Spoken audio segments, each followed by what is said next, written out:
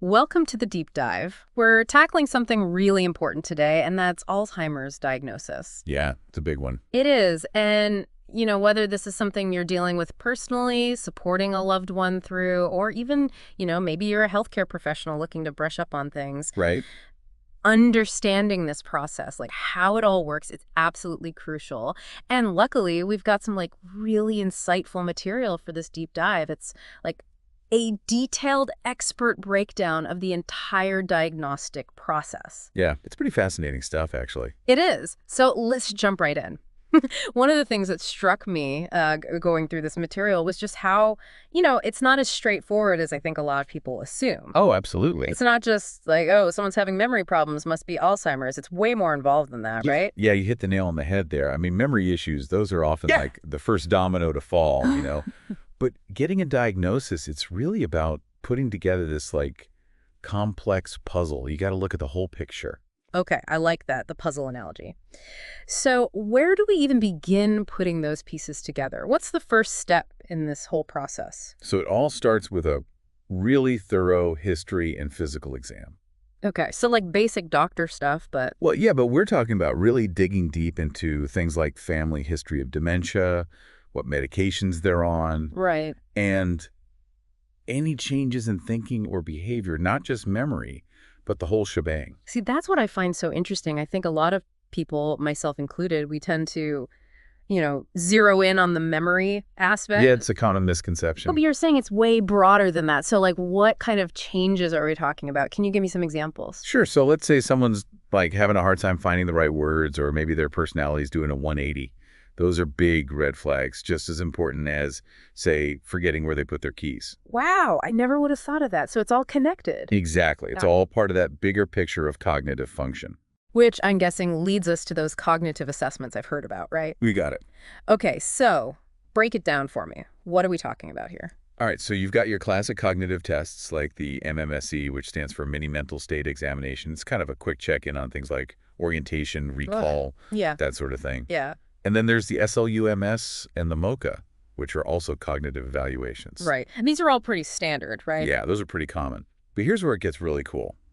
We also use tools like the 88 and the Mini-Cog, which give us a much more nuanced perspective. Okay, I'm intrigued. Tell me more. So imagine trying to understand someone's ability to drive. A standard test might just be, can they drive, yes or no? Right. But the 88 is like saying, okay, can they drive short distances during the day? What about at night? Do they get lost on routes they've driven a million times? Wow. It's like getting the full story. Exactly. We get a much clearer picture of the challenges they're facing in their day-to-day lives. Mm-hmm. And that's crucial, right? Because it's one thing to have a diagnosis on paper, but another to understand how it's actually impacting someone's life. 100%. And speaking of getting the full picture, we can't just focus on the brain itself. We also do blood tests. Blood tests. See, now that's not something I would have expected. How do those fit into the Alzheimer's puzzle? Well, it's all about ruling out other suspects, so to speak. Mm-hmm. Because there are other treatable conditions that can actually mimic dementia symptoms. Oh, wow. So it's like eliminating other possibilities before landing on Alzheimer's. Precisely.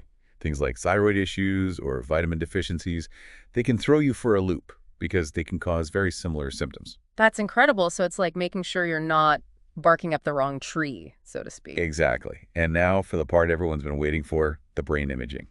All right, let's talk brain scans. This is where it feels like we're stepping into a sci-fi movie. I know, right? It's pretty wild. So we use things like CT scans and MRI scans, and those help us rule out things like tumors or strokes. But then we have these amazing tools like functional imaging. FDG-PE scans, those are super cool. They show us how the brain is using glucose, which is its main energy source. Okay, so how does that relate to Alzheimer's?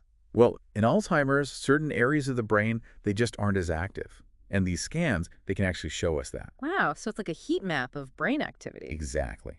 It's like seeing the brain in action and noticing where things are. Well, a little colder, so to speak. That's incredible. Now, I've also read about amyloid PE scans. Where do those fit into all of this? You're right on the money. Amyloid PUT scans, those are specifically designed to detect amyloid plaques, which are one of the hallmarks of Alzheimer's disease. Okay. And these scans, They're really changing the game. I mean, they're giving us this whole new level of understanding. But the thing is, they're not, like, widely available yet. It's still kind of new technology. Still, it feels like we're like getting closer and closer to unraveling this whole disease with every new tool, which is amazing. Oh, yeah. So we've covered a lot of ground here. We talked about the history and physical, those cognitive evaluations, blood work, brain imaging. What else factors into an Alzheimer's diagnosis? Well, we also make sure to screen for depression. Depression. Yeah, because it's not just about the physical structure of the brain. Yeah. It's about the whole person. It's about their mood, their mental well-being, all of it. That makes sense, but I'm curious, what's the connection there with Alzheimer's? Well, for starters, depression can really mess with your cognitive function. It can actually mimic some dementia symptoms, which makes things even trickier. Oh, wow. So it could be mistaken for Alzheimer's. Exactly. And on top of that, even if someone is dealing with Alzheimer's, addressing their mental health, their emotional well-being, that's just as important as anything else. Absolutely. So it all ties back to that whole person approach. Exactly. This has been so eye-opening. So we've talked about getting the diagnosis, but what happens after that? Like, what does that journey look like for someone who is diagnosed with Alzheimer's? That's where functional assessments come in. We use these tools, things like the FAQ or the CDR-SB, to really understand how the disease is affecting their daily life. Can they still dress themselves? Can they manage their finances? Can they cook a meal? These tools paint a real-life picture of how the disease is impacting the individual. Wow. So it's really about, like, not just the disease itself, but the person living with it and how it's affecting their day-to-day life.